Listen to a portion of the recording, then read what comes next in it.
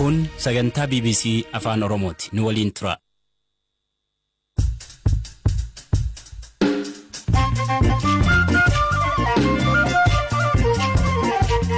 Akka moltan dhaggeeffatoota keenya sagantaan raadiyoo BBC Afaan Oromoo jimaata galgalaa eegalee jira. Boordiin filannoo biyyaalessa Itoophiyaa koree hundeessee komii KFO fi ABO ilaalaa turuun waan jedhe irratti qondaalli ABO fi miseensi korichaa waan jedhan. Dhaabbilee 29dha kan deemnee daawwachuu yaalle.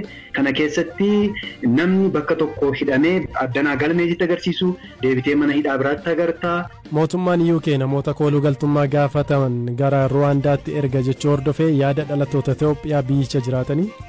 Kaleessa taasisee seera mootummaan UK baase miirri namoota baay'een jeeqamee jira. Keessumattuu namoonni kooluu galtummaa gaafachuu gara biyya kana imalan baay'eedha. Oduuwwan gaggabaaboos qabna kan isiniif dhiyeessu Anzaala Lamtaa Addisaati.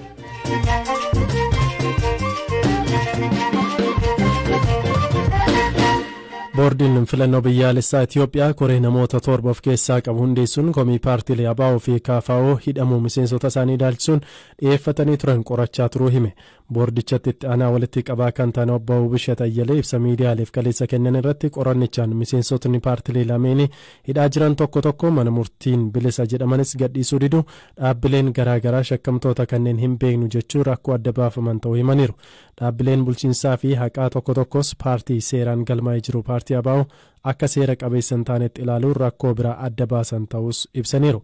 Koreen kunis ji'oota 3f komii paartiilee kanneenii ilaalaa turu miseensa korichaa fi qondaala ABO kan ta'e Lammii Gammachuu BBC'tti himeera. Hoogganoota hidhamuu, waajjiraaleen cufamuu fi miseensonni dhaabaa immoo sababa ilaalcha siyaasaa isaanii qofaaf bakka adda addaatti haala hamaadhaan akka isaan itti jiran yeroo adda addaatti gaafataa turre. Boordiin filannootti deemaan ture nuun jedhaa ture.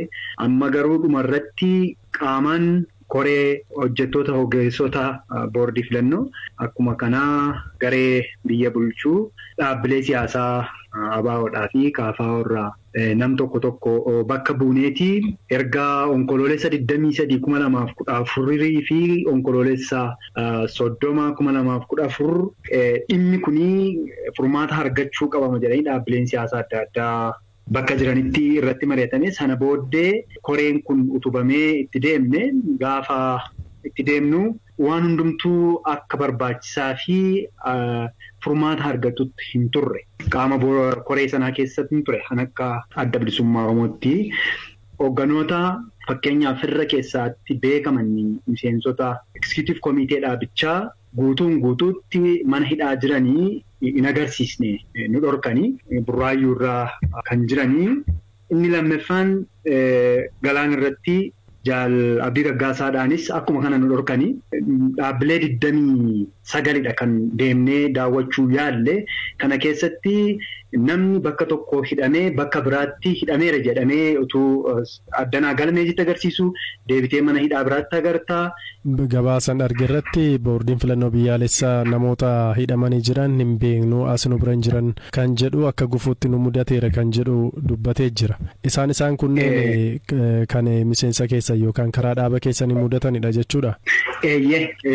Namootni ragaan dhoowwatamee hoogganoota olaanaa dhaaba keenyaa kan ta'an bakka isaan jiru hin beeknu sadarkaa taanaa komishineerii poolisii Oromiyaatti hin beeknudha kan jedhamani. Akkuma kanaa Koloneel Gammachuu fa'aa immoo qaamumti hidhayyuu poolisii federaalaa ture. Poolisii federaalaan warra Oromiyaatii nu bira tursiise malee nun hin beeknu jedhee kana gidduutti danqameedha kan jiru dhimmi isaanii.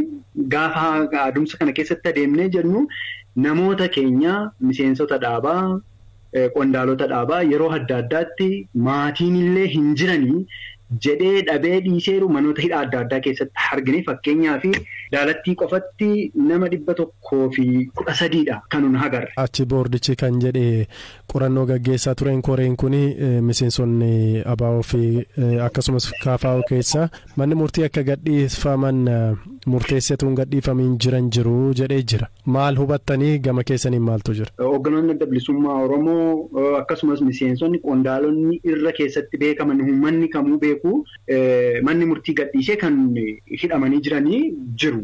Isa kana koreen kuni bira gaheeraa dubbiseeraan. Kanaaf gara mootummaatti wanti qajeelcha hin jiru tarii waajjira keessan akka banamu namoonni manni murtii bilisa baasee akka gadhiifaman. Koree kana akka koreen kun qabateera. Boordiinis immoo dhimma kana qabatee akka irratti hojjetu kaleessa dhaabbilee siyaasaa biyya kanaa seera biyyattiidhaan galmaa'anii jiran fuuldurattii fi miidiyaalee biyya keessaaf biyya diidaa muraasa jiran fuulduratti yaada kennee gara mootummaatti deemuudhaa fi qaamolee mootummaa adda addaa dura akka dubbisaa tureef itti dubbisuuf akka itti deemaa jiru dhageenyeen addatti waan boordiin kun immoo godhu adumsanni itti jiru immoo mee walumaan kan hubannu ta'a.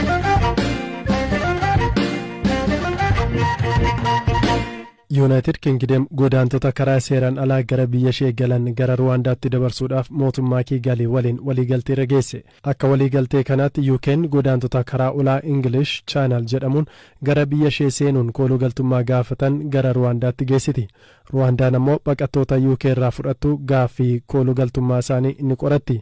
Baqattuun lammii Itoophiyaa UK magaalaa London jiraattu Caaltuu Tamasgeen waliigaltee UK'n Ruwaandaa waliin taasiste kuni keessumaa baqattoota koolugaltummaa gaafatan akka rifaasisee dubbatti.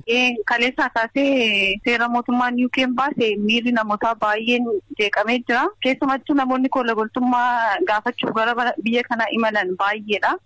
Anumarraan kaasee kanas jiranis baay'ee jiru waan ta'eef seerri kaleessa ba'ee nama hundumaaf yaaddoo ta'ee jira.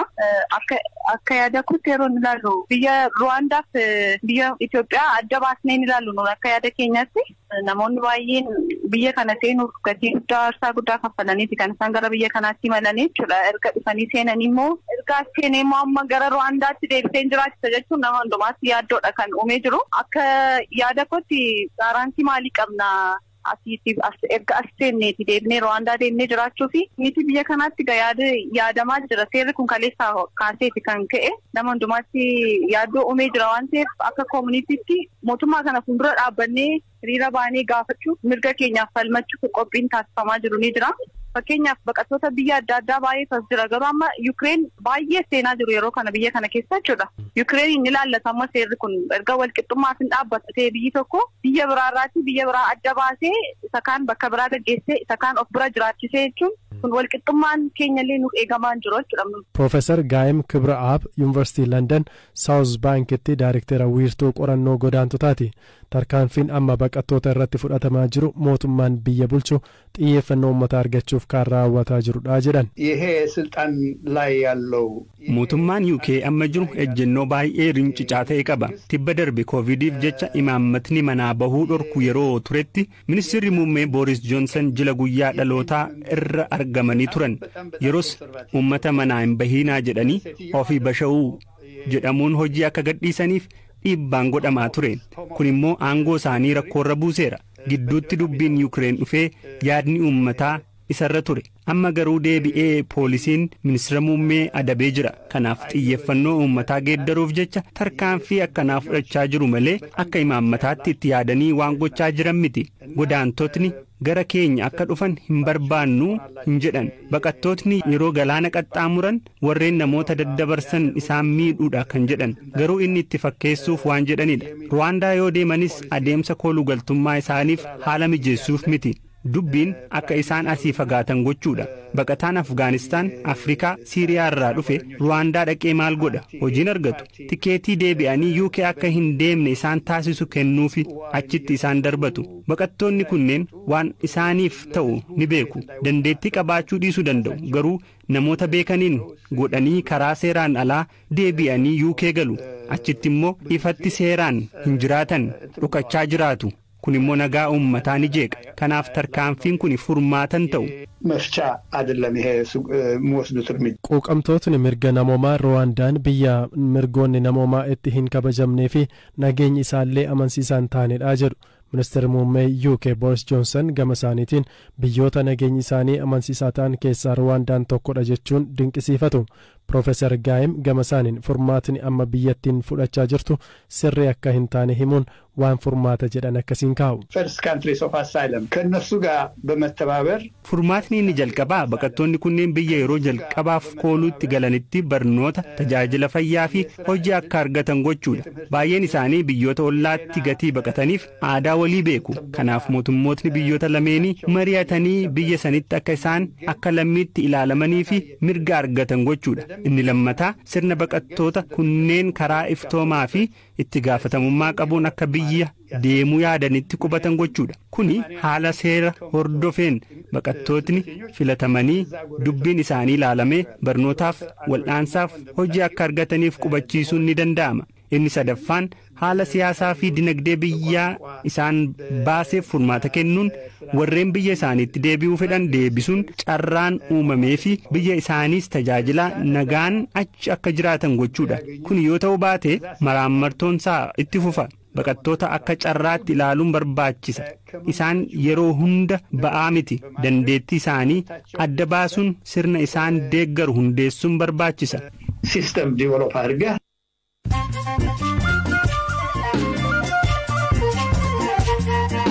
Kan dhaggeeffataa jirtan sagantaa raadiyoo BBC Afaan Oromooti. Oduuwwan gaggabaaboon isinitti hima.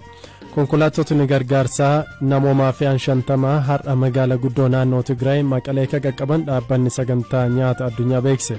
Kanaanis qamadii fi akaakuuwwan boloqee garaagaraa meetirik toonii 1000 meeshaalee fayyaa fi qulqullinaa meetirik toonii 700 akkasumas boba'aa liitira 100 fi 15,000 ta'uu qaqqabeera. Dooniin waraanaa Raashiyaa haleellaadhaan guyyaa roobii miidhamtee turte galaana keessatti dhidhimuu ministeerri raayyaa ittisa biyyaa beeksise. Doonii waraanaa misaa'ilaa namoota 510 baattu haleellaa Yuukireen irratti gaggeeffamu dursaa turte. Namoonni dhuunfaa daa'ima dhibee kalee dhukkubsatte fakkeessuun kadhataa turan to'annoo jala ooluu waajjira bulchiinsa nageenyaa fi tasgabbii kutaa magaalaa Gullallee beekse. Shakkamtoonni to'annoo jala oolan kunneen daa'ima waggaa 10 dhibee kalee dhukkubsate jechuun sanada sobaa qopheessuun maallaqa walitti qabaa akka turanis ibseera. Lammiin Aljeeriyaa Beeljiyeem jiraatu lootarii yuuroo 5 kaffalee biteen yuuroo 200,000 fi 50,000 mo'ate. Haa ta'u malee sababa eeyyama jireenyaa hin qabneef qarshii isaa karaa baankii fudhachuu hin dandeenye. Qarshii callaan fudhachuuf ammoo itti baay'achuutu himame.